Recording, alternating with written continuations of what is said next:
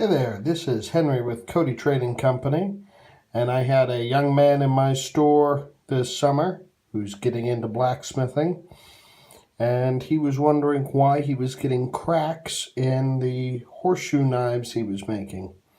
I think this may be what he's looking at. So here's two pieces of horseshoe that I forged, and you see these cracks or seams right down the center here. Here's the horseshoe, the start of a blade shape, and you see that same crack that follows straight here. So that right there is the seam when these two pieces of metal get squished together. And because he doesn't have it at a welding heat, it's not welding together. And if it's not at a welding heat and cleaned with flux, it will never weld together. That's not anything he's doing wrong. That's just how it works. But that being said, this isn't so much as a crack as just two pieces of metal that come together in a seam like this. If you look down here at where my knuckles are, the metal will be all together. It's just that small little seam that's shaped just like that.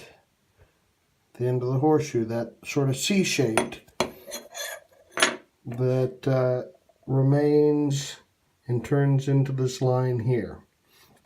So it's more of just an aesthetic thing for the most part, and as long as it stays away from the blade, it shouldn't cause any problem.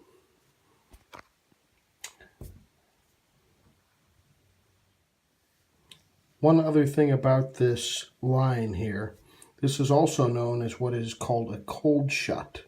And this cold shut and seam, since it's not welded together, it is a weak point. But as long as it doesn't go into the blade, see mine here, there would be a little problem here getting close to that blade here.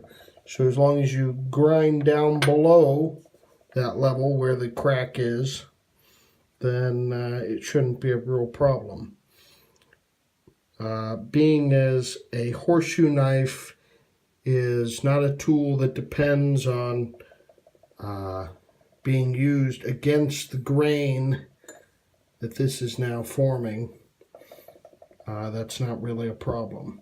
But if it's important to the structure of whatever you're making, that's something to consider.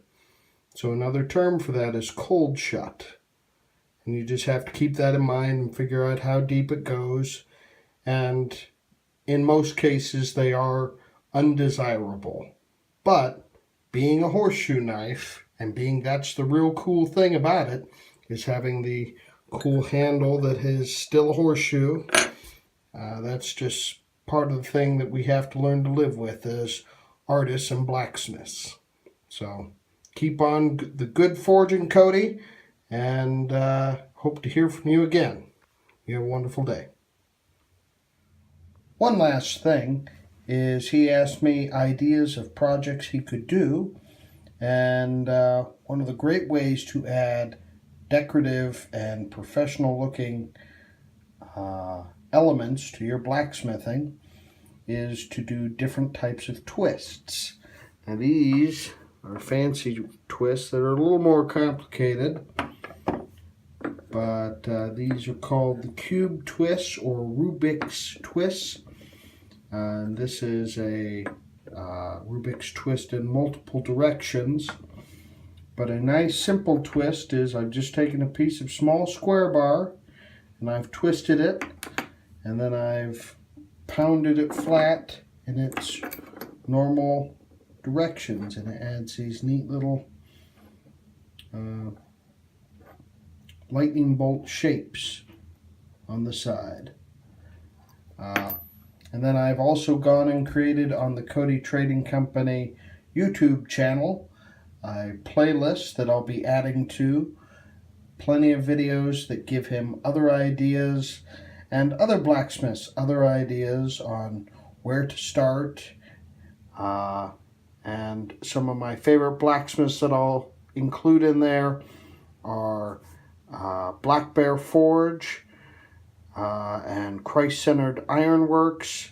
These are two blacksmiths among many that do a great job, but they also do lots of projects, and watching someone do it is a lot easier than reading it out of a book or just having someone tell you about it. So this is a great way for him to get started in his future education, and he's already doing blacksmithing. So good luck to him, and if he wants to ask more questions, please call again and keep in touch. Take care, Cody. Thanks so much.